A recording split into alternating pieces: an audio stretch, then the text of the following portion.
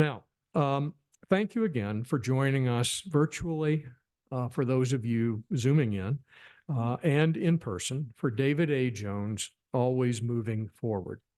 Before I introduce tonight's speakers, I'd like to remind those of you joining in person to do what I'm about to do and silence your telephone for the duration of the program. We'll have a short question and answer session at the conclusion of the program, and Patrick Lewis, who's our Director of Collections and Research, will make sure that that runs smoothly. If you're joining us virtually, feel free to drop your questions in the chat and we'll share them as time permits. David A. Jones Jr. co-founded Chrysalis Ventures in Louisville in 1993. I know that because I went up and down the same elevator bank with him all of those years. That same year, his father's company, Humana, exited its industry-leading hospital business, reinventing itself as an insurer. And David joined Humana's board to help guide the transition. He served on that board for 30 years until the spring of 2023, and he was chair from 2005 to 2010. Author, innovator, futurist, teacher, composer, and former radio and television commentator Nat Irvin II serves as Assistant Dean of Thought Leadership and Civic Engagement and the Woodrow M. Strickler Chair, Professor of Management Practice. That's the longest title in the world. Sorry, Dave. At the University of Louisville College of Business. He teaches graduate courses in the future of management, executive leadership, team dynamics, and spirituality and principles of self-discovery. So without any further talk from me, I'm going to turn it over to David and Nat. Thank you both. We're delighted you're here.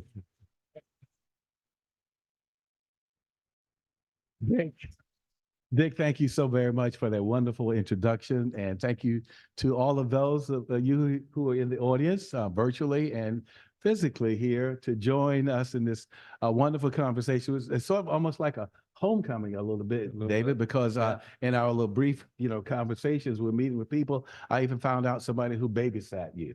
So this is going to be, this is going to be a great time, a great conversation. And again, thanks to the Filson Society for hosting this event. In preparation for this invitation, I wrote an editorial, which some of you may have seen, in Business First, in which I was describing my reflections on this wonderful book that had been co-written with Bob Hill, who was here with us tonight. And so I got a note today from a former colleague, Lyle Sussman, who was a professor. I'm sure everybody in this audience knows Lyle Sussman, a legend in himself. So he says to me, Nat, kudos on your tribute to David Jones. And then he says a couple of things. He said, I have a little story for you. He says, in 1961, my father-in-law, Bernie Himmelfarb, was considered to be a top CPA in Kentuckiana. He was both a CPA and a JD, rare at the time, a Mensa, and a former IRS agent. He was approached by two guys to be their CFO in a new company they were starting. He declined their offer, telling David Jones and Wendell Cherry there was no money to be made in nursing homes. Over the years, Susie and I have often referred to Bernie as the Densa Mensa. That's a great opening, right? That is a great opening. Because there are a lot of folks around in 1961 who probably did think that maybe that wasn't such a smart idea. But anyway, though, David, let's talk a little bit about your father.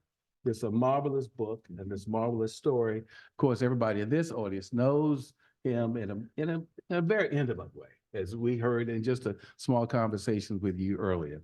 But why do you think your father decided to write the book in the first place?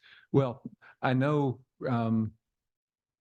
why he told me he wanted to write it. He said he wanted to tell his story to the friends and family who were with him on the journey. He asked me he finished a draft of the book working with Bob. And when he went to the doctor for what proved to be the diagnosis of a cancer, he was going strong, going to the office every day, but he had a draft of the book in his briefcase, a printout, and he wasn't able to finish the editing and completion process. So he asked me to just make sure it got published. He didn't care whether it was a good seller or a bad seller, but he wanted to tell his story so that the people he knew, his family and his friends, could, hear the story and hopefully see themselves in it. And I would say, with big thanks to Bob, Dad's voice to me comes through loud and clear in this book, as do the voices of many of his friends who Bob interviewed to get it done. Well, we open up with a story about Densa Mensa, but yeah, your father.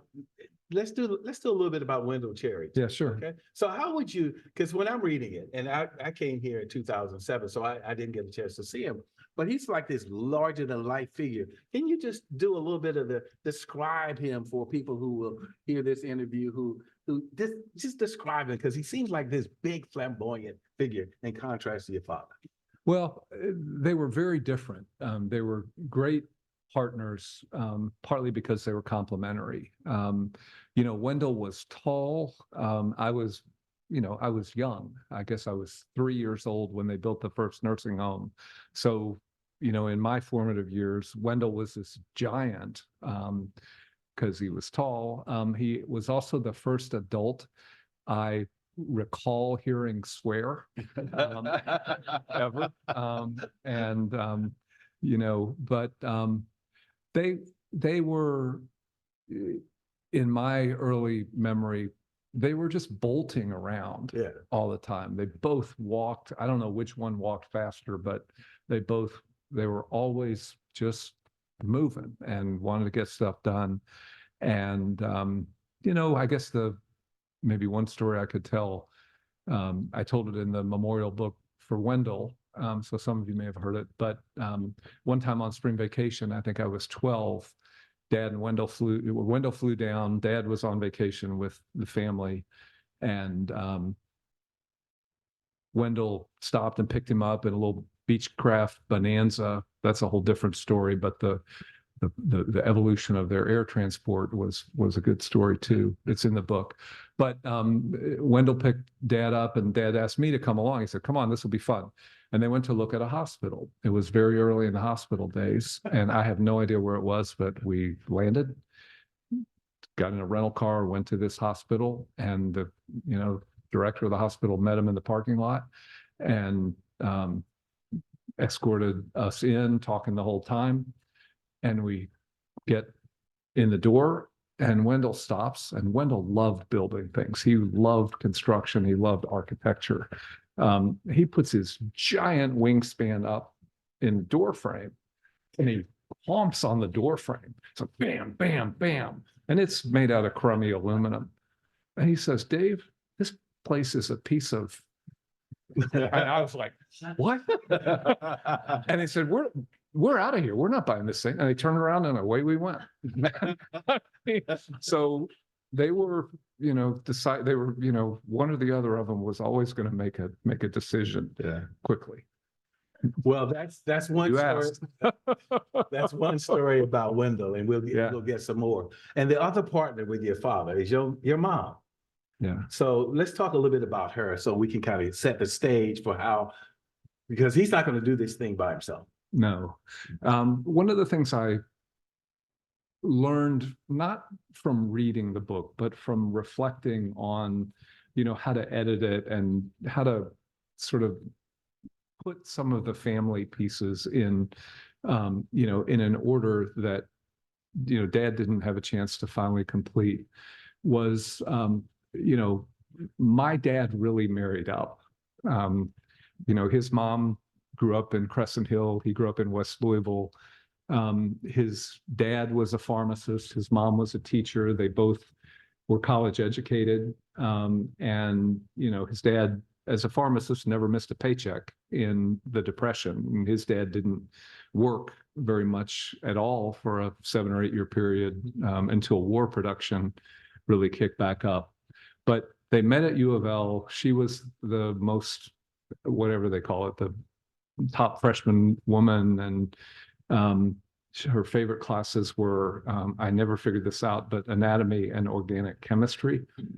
I'm thinking maybe she was headed for medical science. But she was a great partner. They were great intellectual match.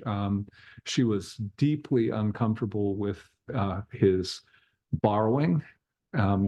It's not in the book, and people would be astonished how late in life he got off of personally guaranteeing Humana's debt. It was a source of great unease to, to her more sort of conservative and, less business go-go approach. But they loved reading together. They loved traveling together. And they were just totally together all the way through. And they passed a month apart, which, with the benefit of a little space, feels fitting. Well, the other voice that comes throughout the book is his mom. Yeah. So, which it's again, this is part of who he becomes in some respects. He refers to her through the book, and but you tell us a little story about how he would talk about his mom, because he would always, when I met him, one of the first stories he told me about was about his mom. Well, his mom was a matriarch of the family in a powerful way. Her mom was born on the boat from Ireland, Jessie America O'Brien, and there are a lot of similarities. Bob tells it beautifully between Bob's family and my dad's family, and I think that is one way they sort of hit it off. Strong, Irish moms, right, Bob? I mean, it was just a big element. But his mom, insisted on a couple things. They had to go to school every day. They never could miss a day of school. They had to go to church at least once a week, sometimes more. And they all had to read. And the story that, the book starts off with is Dad walking with his mom to the library in Parkland, which is going to reopen pretty soon after being, really redone. But they pulled a little red wagon, and every couple of weeks they would take back all the books that they checked out and fill the wagon up with new ones. And there were 6 kids eventually. And with 6 kids and 2 parents, they had 8 library cards and whatever you could get, three each or something. But they went back and forth, and that was a formative thing for him. I mean, he read everything. One of the little quotes at the front of the book refers to a 1930s sort of boy book called T Model Tommy. And, I think that had maybe as much influence on my dad as anything he read at Yale Law School. So I love that story because it was a reflection, I think, that really captured very well, because we think about what's going to happen in 1961, but the ideas of where America is going to be are going to help shape this new generation of entrepreneurs, innovators. We've just come out of the Gilded Age. And so there's going to be a new crop of entrepreneurs, right? And your fathers and Willow are going to be one of them. Before we get to talking about that aspect of their entrepreneurship, do a little bit about setting the stage for his tenacity. For example, he was a boxer. And one of the great stories in the book is about you really didn't want to play basketball with him, and you didn't want to box with him. And you think about Mark Zuckerberg and this other guy who wants to have a boxing match these days, these entrepreneurship. He probably wouldn't last long with David Jones, but he was an intense. I got the impression that he was pretty intense early on. So one of our neighbors, one of my good buddies from growing up on Village Drive, Chris Burkle, is in the audience. And I don't know whether Chris ever remembers playing basketball with my dad, but I don't think he could jump more than about 4 inches, but he just stuck his butt out and backed into you until he got close enough, and then would just turn around and put it in. And I think he was always encouraging to the younger players, and I think one of his great gifts as a leader was always to give people responsibility and opportunity, and then have high expectations. But he didn't give us shots on the court, and he certainly didn't deny himself victory until we could legitimately beat him. So there are lots of stories about his competitive nature. In the book, he talks about his relationship with Buster Coleman, who was one of the great civil rights activists in Louisville's history. And, they met playing lunchtime ball at the Y, and just banging into each other. I think Buster had the same sort of approach to backing into people. And, they became really good friends. They both could, take a hard foul without getting mad. And that was a great partnership over his life. They were both relentlessly competitive. So. All right. Well, let's do 1961. Yeah. Okay. And it's in the book about why they decide they're going to start this nursing home. A little bit about that story. Well, it's been told a lot in Louisville, sometimes in different ways. But my dad knew a guy a couple years older than him at Male High School, and Dad was sent by what's now the Wyatt firm. But he was the junior associate, and he had to go help a wealthy client with a house closing. And it turned out the guy who was buying the house was this guy he'd known at Male, so only a couple years older, and he was buying this incredibly fancy house. And Dad said, I knew you at Male High School. You didn't have two nickels to rub together, and how are you buying this house? And he said, oh, Dave, I built a nursing home. It's a great business. And so Dad rushes back to the office, and Wendell's cubicle is right next to him, and says, Wendell, we got to build a nursing home. And, Wendell said, sure, let's try it. And, the story, there's a lot more to it. Dad and Wendell both joked always about the confidence of total ignorance being a blessing in their career. And I think, there's truth to that. I mean, the market research on a lot of things that they did together, and a lot of things he did later in life was not extensive before he got started. But he was a big believer in, the main thing is to head in the right direction, to do the right thing. And then you can learn as you go how to do it right, how to do it exactly right. You can learn from other people as you're building. And we'll get into this, but that is not the same as go fast and break things. Yeah. But there is a certain naivete that comes throughout the book, even as he makes transitions from one industry to another.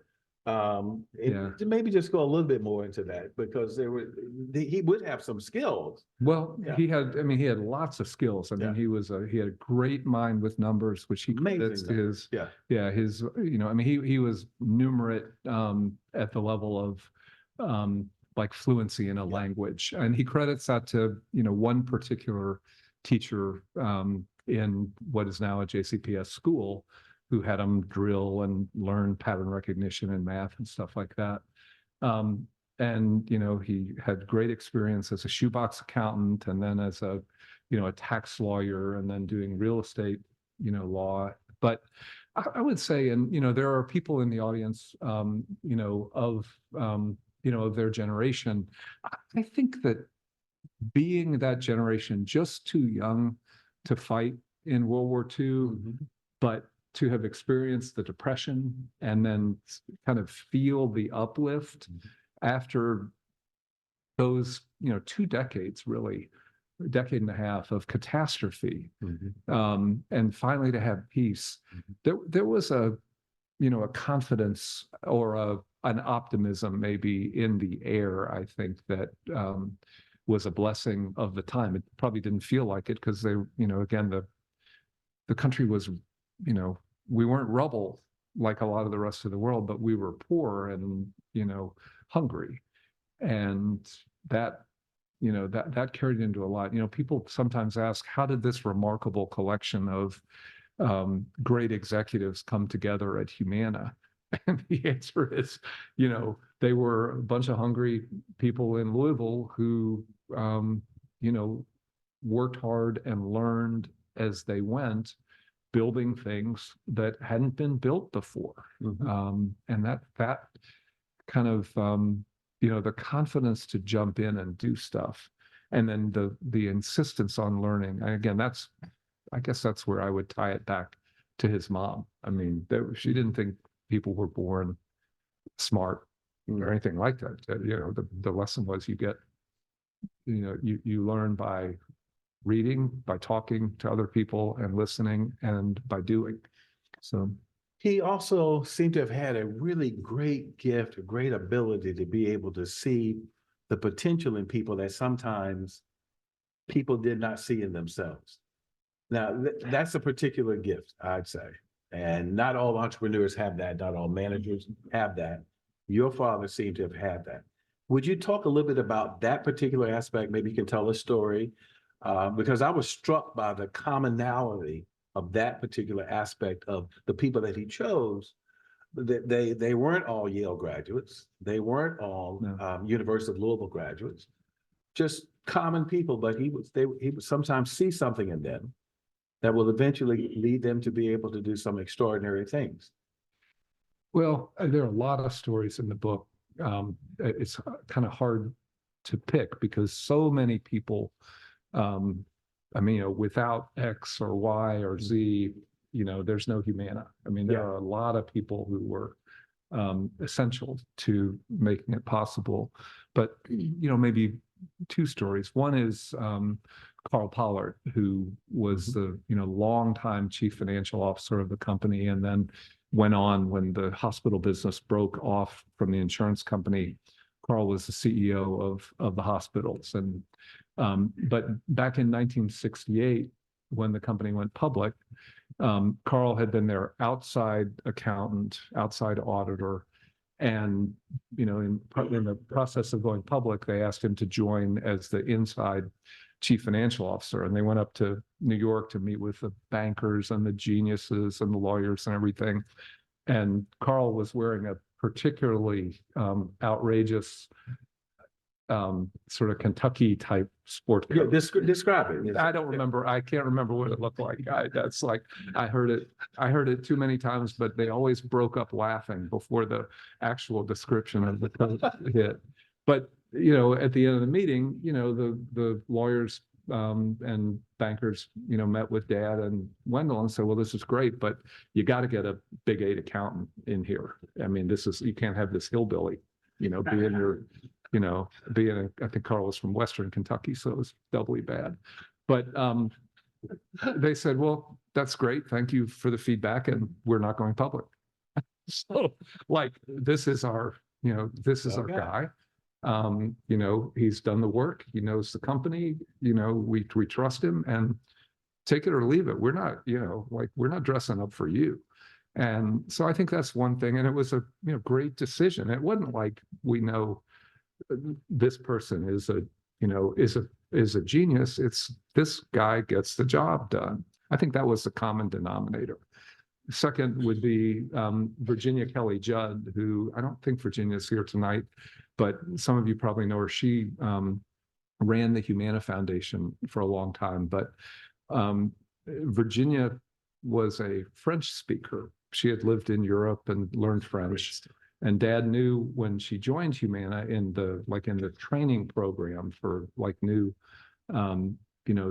young sort of management trainees, he knew she spoke French. And the first President Bush called my dad, one day after the Berlin Wall fell, this story is in the book, and said, David, would you help organize American healthcare companies to help Eastern Europe rebuild their health systems? A lot of them were just in rubble. And I won't go through all of it, but the story is well told in the book. They did some exploration and chose Romania as the place to work. But after President Bush called, Virginia gets a call saying, come see Mr. Jones. She goes to the office and he says, hey, you speak French. No one speaks Romanian or anything. Will you call the Romanian Minister of Health and figure out what this is all about? And she did. And basically, she was given the task of trying to figure out what this all was. And it eventually led to this huge partnership. University of Louisville was the most essential partner. I mean, just many, many doctors and vastly more nurses went from Louisville, also from Baylor in Texas, and taught and, brought others back here. But, that was another example of, give her a shot, just a, Louisville girl who had a skill that he knew about, but that skill blossomed into many, many other skills, from the courage to try and the opportunity to use and learn. So you're making me ramble too much. You gotta offer some wisdom here. No, these are great stories. These are great stories.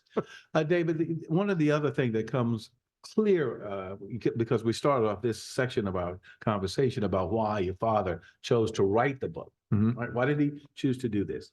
But one of the things that's clear from the book is that the voices of maybe over 40 people, maybe more than that, are represented in the book. So it's not just his voice, it's the voices of all the people that he has worked with, that he thought would tell the story. And which is, again, a representation of how he thought about management, how he thought about leadership. Let's do a little bit of the transition, because he's going to have to make some tough decisions about going from the nursing home to the hospital. Can you talk to a little bit about how did that happen? And while you're doing that, kind of help us for posterity understand what Louisville is. How is Louisville at this time, during the 60s and the 70s in this transition? You talked about that a little bit. Well, so I don't really have anything personal to tell about the nursing home to hospital transition, because it was, around like 1968 to 71, and I was 10 to 13 years old. Yeah, right. And, the only thing I really remember was that, my dad, and again, many in this room knew him, he always wore shirt sleeves. He rarely put on a coat. And back in those days, he never wore a tie, except every now and again, he'd show up at the breakfast table in a dark suit and a tie. And we'd always say, what's going on? And he would always laugh and say, I'm meeting with bankers today. And when you meet with the bankers, you have to look your best.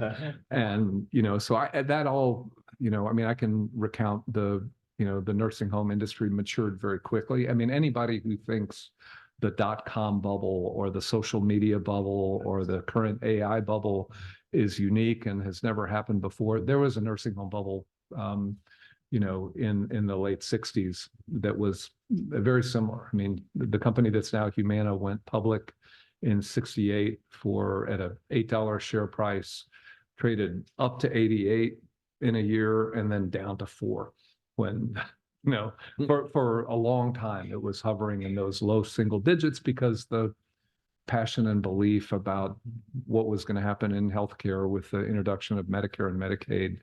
But, kind of the ebb and flow of the market was part of the story. Let me talk a little bit more about Louisville. One question people sometimes ask me is, why did your dad love Louisville so much? Why did he stick here? And what was that all about? And I would say a couple of things. I think he did have I think he had a fairly happy childhood. In the Depression, he always said everybody was so poor that nobody knew they were poor. And I think there was probably some truth to that.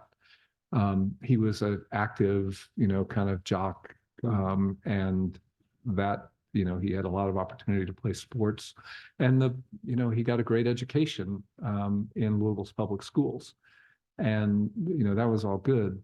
But the reason he came back to Louisville was because he had to. His family needed his, parents and his siblings. He was number 2 of 6, and his older brother, after fighting in the Korean War and coming back, agreed to take on the burden while Dad went to Yale Law School of basically paying his parents'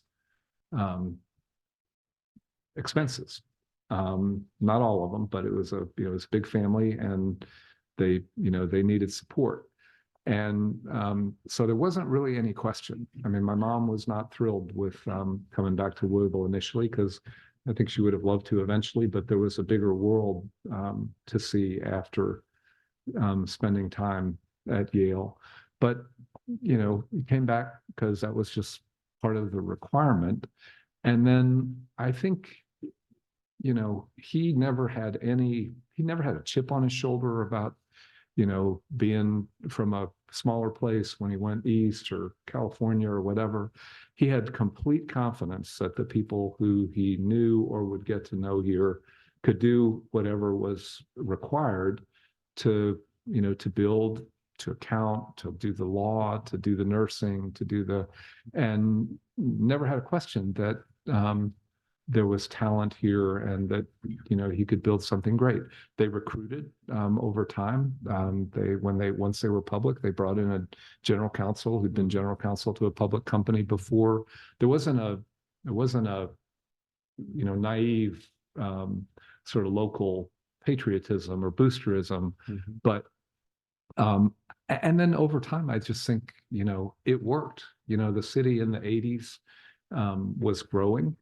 The Art Center was built. The partnership with Actors Theater produced this great festival of new American plays that, had people coming from all over the country to hear. And, the company had its ups and downs. And, we really should not only talk about the successes. One of the other features of the confidence of total ignorance was that it led to some enormous bloopers, some real. So some Mensa Densa. Yes. Well, I don't know about Mensa, but it was, I mean, they in the early 60s, he and Wendell did a deep strategic review to try to figure out what were their essential skills, what should be their strategy based on, their core competencies or, whatever. They probably had 4 boxes and strengths and weaknesses and everything. But they concluded that they were real estate geniuses and zoning experts, and that the best opportunity to apply that unique skill set in was building mobile home parks. Yes, absolutely. And they asked the third guy aboard, David Grissom, to lead the charge, and they went out and very quickly built. They had 8 nursing homes at that point, and they built 8 mobile home parks, and it was a complete catastrophe. I mean, and the lesson he says he learned from that was, when you're in a hole, stop digging. And he said the most important thing we did in that whole period was get out before it was fatal.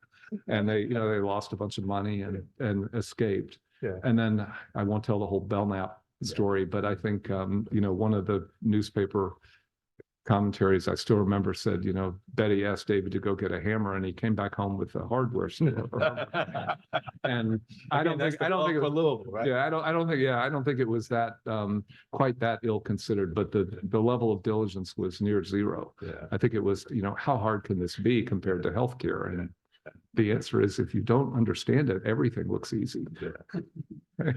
Well, let's move the story along where you actually do have to play a part in the story, because the internet has happened. This is after the 90s. The World Wide Web has happened. So a son comes home from someplace. You've been in Asia, I suppose, at that point, right? But you're going to come home and you're going to say, Dad, there's a thing called the internet, and we better get with it or we're going to lose this whole business. Yeah, so that was, I came home at the end of 92, just as the company was becoming a startup insurance company after, spinning out the mature and highly profitable hospitals. But, when the internet bubble hit in the late 90s, the venture capital business we were very involved in trying to figure that out. And it could not have been more different than the healthcare business at that time. The latter was, you go to an investor conference and there's like nobody there. who's interested. You go to these Wall Street conferences about the internet, and there were people 50 deep around every door trying to get in to hear the speakers. And it didn't. I didn't have any enormous technical insight, but I'd say my contribution was dragging my dad to one of these conferences, probably Lehman's conference back, Lehman Brothers conference back then. And, going, I think we heard Steve Jobs talk about AOL, if anybody remembers any of that. Absolutely. And again, it was just the mob, and it was frothing at the mouth, at that point, was amazing. And that, I mean, he was super quick. He said, this is something, this is real. We better get with it. And, that's another one of those things. I mean, Humana is still trying to figure out how to, get into the kind of full digitization of healthcare, which is such a complicated snarl. But it has, as we saw in the COVID pandemic, the digital infrastructure it can be really important if it's used right. So, I when I think about, and your father was a student of Peter Drucker, yeah, very much. and I assume Clay Christensen as well, with this whole idea of being able to innovate, of the dilemmas of being able. Of course, this is a significant thing to go from a completely different kind of business. To go from nursing homes, to go to hospitals, to go to insurance. The one to jump to the internet, that's a pretty substantial jump. He goes and he hears, but still, what do you think gave him the confidence to be able to say? I mean, did he get pushback from some of the other members of the team to say that maybe because not everybody made that transition? Well, and it took, like I said, it's taken a long time to figure out exactly what that meant. But I think the basic, his, I think one of the great things, two things were relevant to that. One was he had this belief, and in his book, I won't read from it, but he has a list of like 12 or 13 life lessons learned. And one of them is make decisions quickly. Nothing demoralizes an organization like bureaucratic inertia while you study a problem to death. And I think his personality was probably impatient from a young age, but make decisions quickly was also a skill or a discipline that he and Wendell cultivated together. They had a commitment to the hospital executives back in the day that any factually complete question that was submitted would be answered within a week, whatever it was. And so I think that was, this is important, let's get started. And the other thing was the belief that the way to learn is to get started, to set a direction, and then to, figure out what you need, basically start heading to California in the, in the 19th century. And, if you've got a horse, you can recruit other people to come with you, maybe, if you have a good idea. That may be a bad metaphor, but well, when we think about what and this is a part of the work that you do now, but when we think about entrepreneurship today, and there are a lot of, we are just overrun with new images of people who have products to sell. Yeah. They dress up in T-shirts. They, they have a digit, they have a device, they have something that they're hawking. It is generative AI right now. How would you describe a David Jones and a Wendell Cherry in today's ecosystem? How would they do? Well, I think they'd still do well. There are a couple of things. The American economy and culture. We do not have a culture of shyness historically. The idea of salesmanship, hucksterism, boosterism.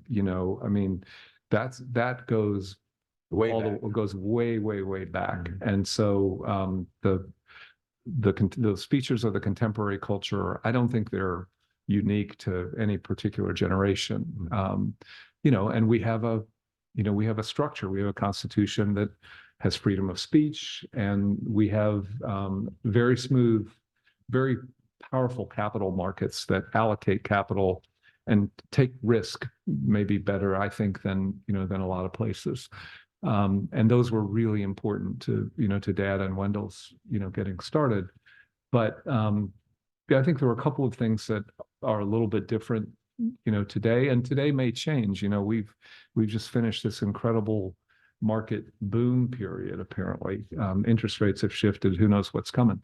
But they were both, their initial ambition was not to be zillionaires. It was to, provide for their families and, figure out a way to have a good living.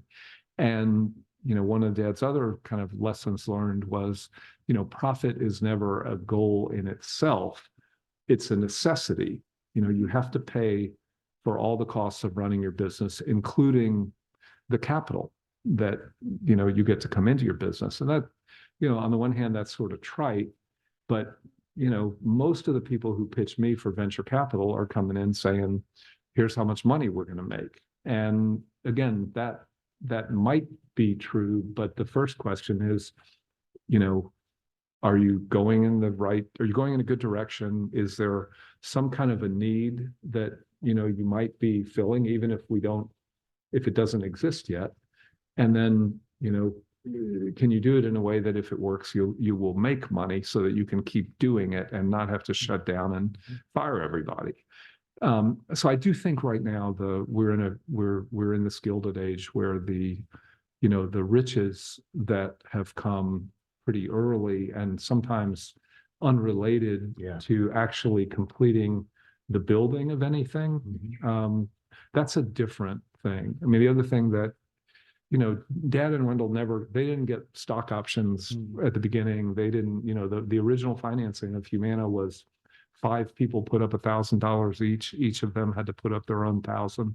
And then, once eventually the thing was making money, they could draw a salary out of it. But, the equity went to people who paid cash. Yeah. And I can ramble on about that.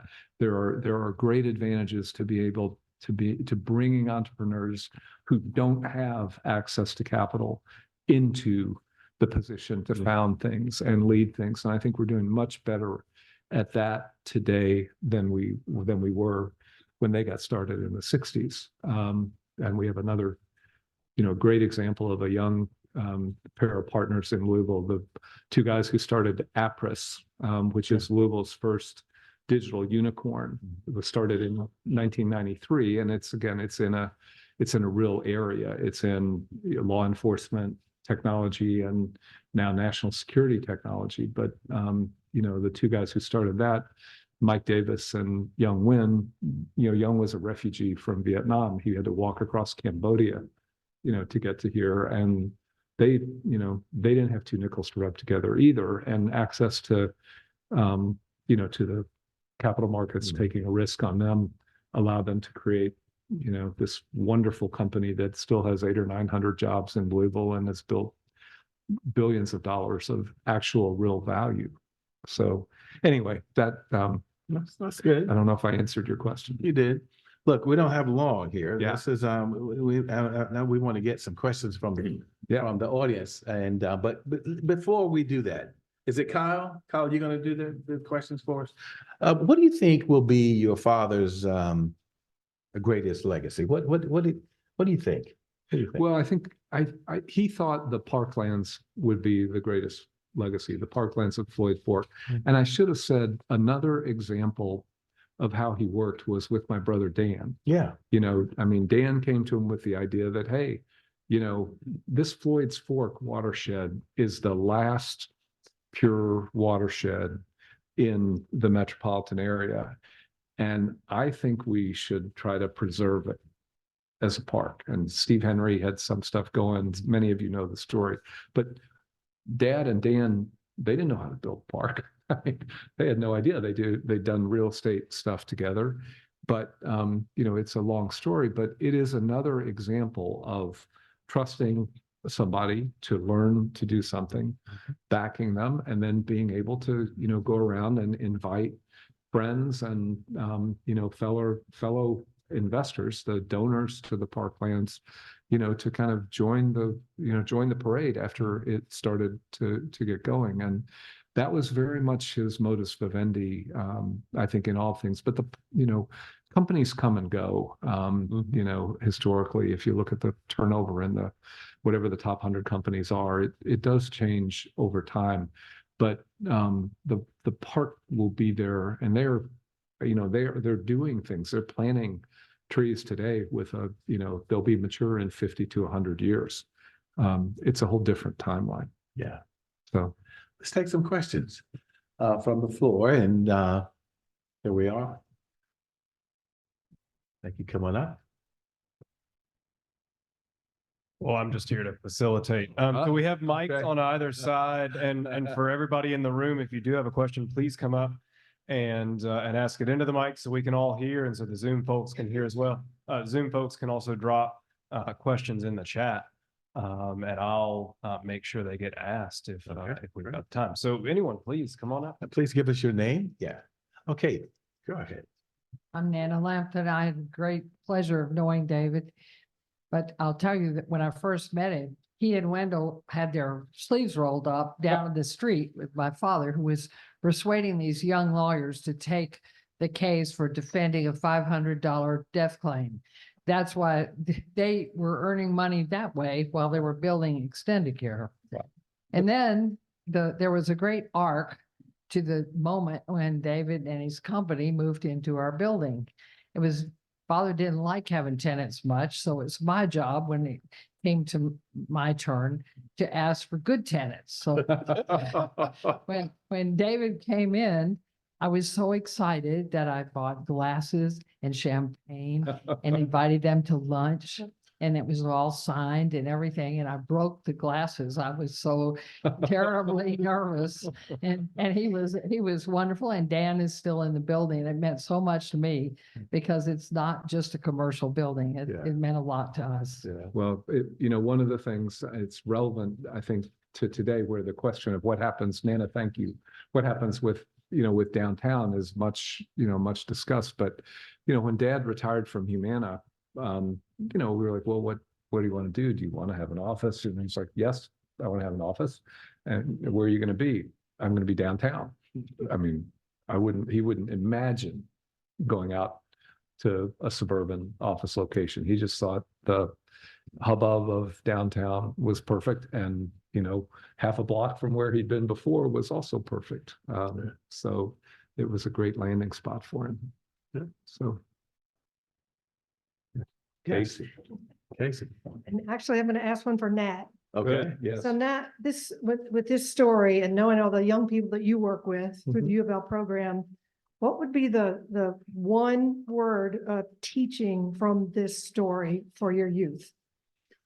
Well, I won't be able to do the one word, but I'll tell a story about David Jones Sr. As you know, we created Thrivables, which I'll tell a story about that later, but which was to bring, it's like a TED event, and would bring all these very interesting people to have conversation with young people. And I created something called Sages on Stage. And one of the persons I invited was David Jones Sr.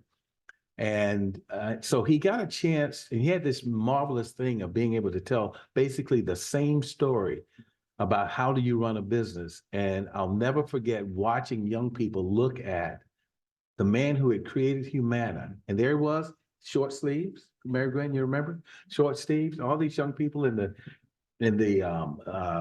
Kentucky Center for the Performing Arts.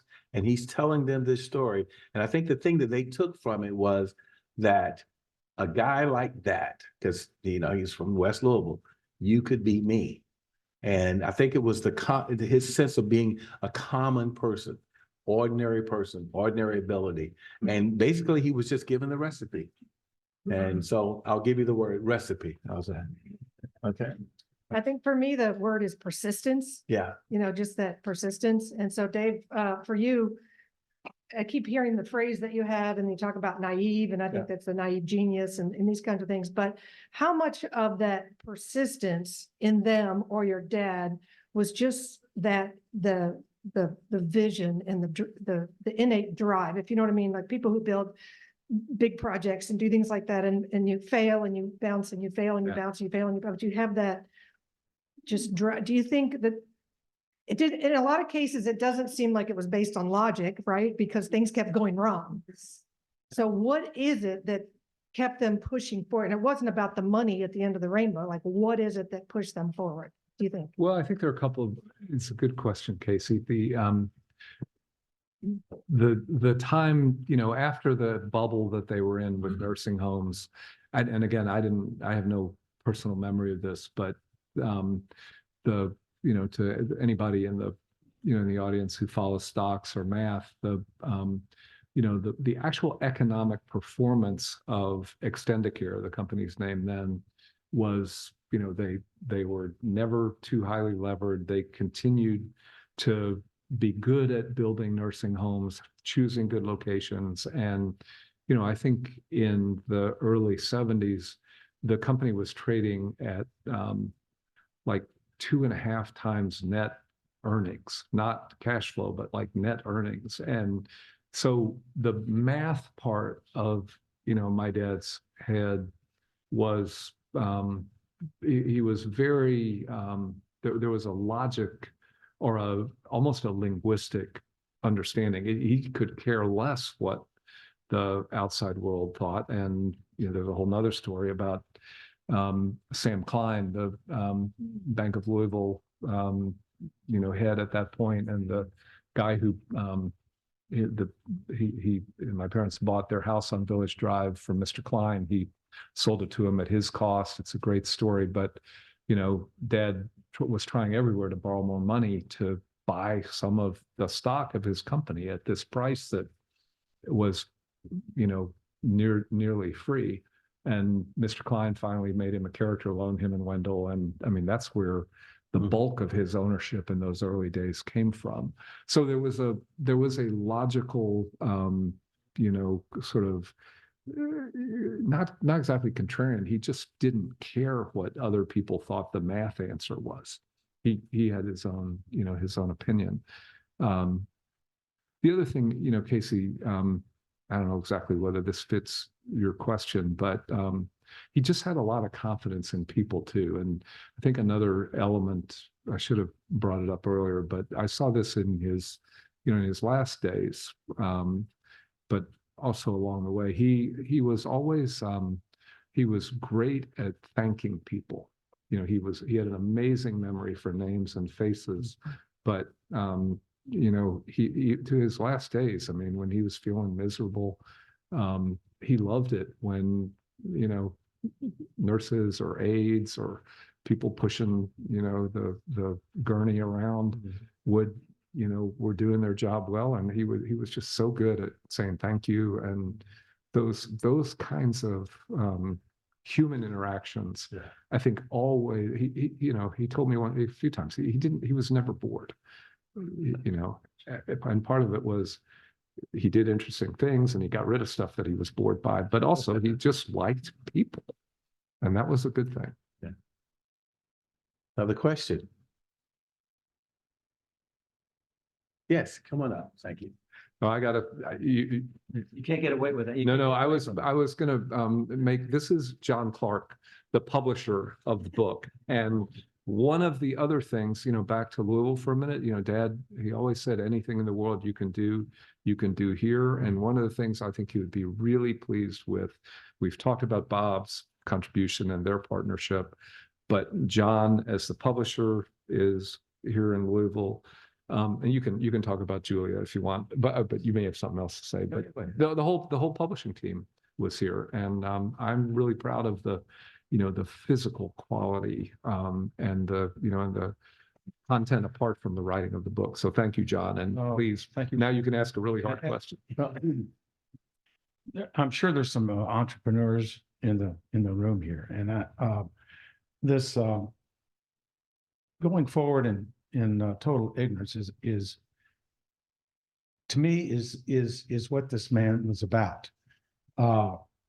He didn't worry about failure. He was not going to fail. He never quit. And I think that's not everybody can be that way, but he certainly knew how to find people that could help him be that way. Yeah. And you know, and of course, Wendell was a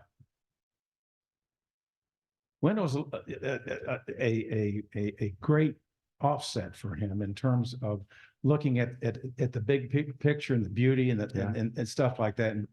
But David always brought him home. brought him back. But it's a wonderful story. And I say this only because I started my business with a $500 investment in Humana. And it grew to about $10,000 when I started my business in 1979.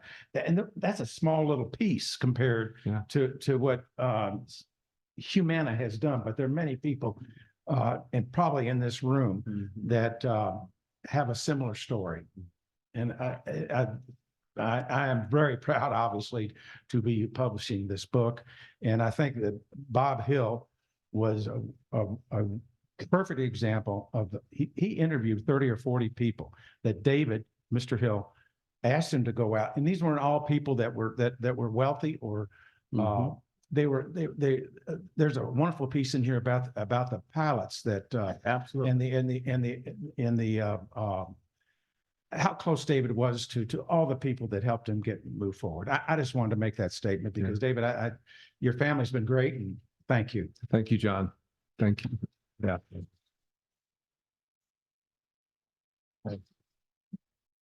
We have one more question and then we'll close. Yes, thank you. Hi, David. Hi, Afi. Hi, my question to you. Your name is? Hi, oh, sorry. My name's Afi Tagneji. I'm a U of O graduate. Wonderful. I'm currently a clinical researcher in San Francisco, but I wanted to ask you if you still see that spirit of entrepreneuring in Louisville and whether like in the next few years, especially with the AI bubble and, you know, recent advancement in medicine, which share that passion, you see Louisville becoming a player in that area, because I'm someone who would like to fund my own company one day. And I love Louisville. I love the people here, but is there the infrastructure to make that happen? So, Afi, thank you. I would say, first of all, I have no question that the next generation of entrepreneurs is there, and you're one of them. Afi is a superstar graduate of U of L. I don't know whether she will cure all cancers, but that's only because how cancer will be cured may become much more highly differentiated based on how the technology and the personalization goes. But I think, you know, I've mentioned Mike and Young, another example. There are great things happening here in Louisville. One of the things we suffer from today is we don't have a newspaper anymore in effect. And it's not only the Courier, but that's a little bit emblematic of we don't really have a common amplifier for things that are going on. So it's really hard to keep up with the incredible things that our fellow Louisvillians are doing. And it's even more complicated because, you know, many of us we're living here, but working there in either virtually with, you know, people everywhere, or so there's a change in how we can understand the local, how we can even get access to the local story.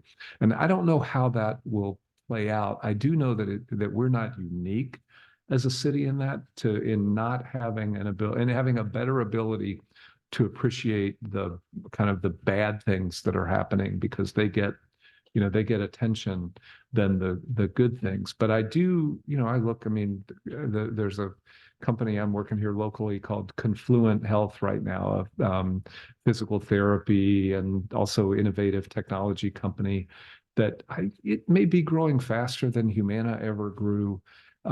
all along the way. The guy who started at Larry Benz is a nice, I mean, he was not in the Navy like my dad, he was in the Army, but that's kind of where he learned his, his leadership skills. And there's just, there's just good stuff going on. I would say my only hesitancy, and you're a graduate of Iroquois High School, right? Yeah. So Graduate. yes, a proud graduate of Iroquois High School. And Afi, reminds me of my dad. I mean, the public schools gave Afi a great grounding, and then the energy in taking advantage of everything U of L had to offer was a, critical building block. But, our public schools are discouraging too many of our young people right now, or maybe that's not the right way to say it. Something about our, about our community and our structure leaves a lot of young people, feeling lonely and hopeless right now. And those are the kinds of things that I worry about. Not that we lack, the talent. And as far as infrastructure, I mean, Silicon Valley was an orange grove. Boston was a, trading post that, made a bunch of money in the opium trade with China and then financed the slave trade before becoming a great, center of, intellectual creativity. The beginning story of all of the hot outposts of, entrepreneurial infrastructure is very humble and has a lot. I mean, I don't know where you would point to where you wouldn't find a story, that it all started pretty small and whoever figured it out built it as they went along. Too long an answer, but thank you for a good question. Thank you for that. Yeah. I want to close with a story, David, that about when Chandra and I moved here in 2007. I was at Wake Forest University being recruited to this new city and this new university. We came in July, and part of the invitation to come to the University of Louisville was, you hear from all kinds of people in the community who are trying to recruit you as part of the Bucks for Brains initiative for the state of Kentucky. And we really had no interest in coming to the state of Kentucky, but Louisville seemed to have something special. So we accepted the offer. And the long story short is that I'd been on the faculty for about a month, July, August. And so I get a call from the dean's office. Jane Goldstein said that we want you to meet with David Jones Sr. He's the founder of Humana. It was just a part of just introducing me and Chandra, but it was just me to the community. And I'll never forget that meeting. I just David Jones Sr. and Nat Irvin, he was in a rocking chair. And our conversation just wandered, talking about my father, retired educator, pastor, his mom, his family. That's all we talked about for about an hour. That's it, just family things, just getting to know each other. I got back to the office. I've been in the office maybe 10 minutes. And the dean calls me down and he says, there is a $100,000 gift for you to use in your discretion for whatever you want to do for the city of Louisville and for the University of Louisville. That money would be used to create Thrivals, which would be the first day of the Idea Festival, which would reach thousands of young people from all across this community. And that ability that David Jones had in seeing something in me, but he also saw it in so many other people that I would find out later that he would come to this community and he would invest in them. He would basically bet on them. And that's what he was doing with, he and Wendell were betting on this community. And I, as a member of the faculty of the University of Louisville, the College of Business, I want to just let this community know that we have a lot of talented students in the public schools. We have a lot of amazing minds at the College of Business and at the university as a whole. We have a great president now. This community is amazingly resilient. It produced Muhammad Ali and it produced David Jones Sr. And I am confident absolutely confident that we will continue to build on the amazing tradition of hip hop and your. Beautiful. Thank you, Nat. Thank you all. Thank you.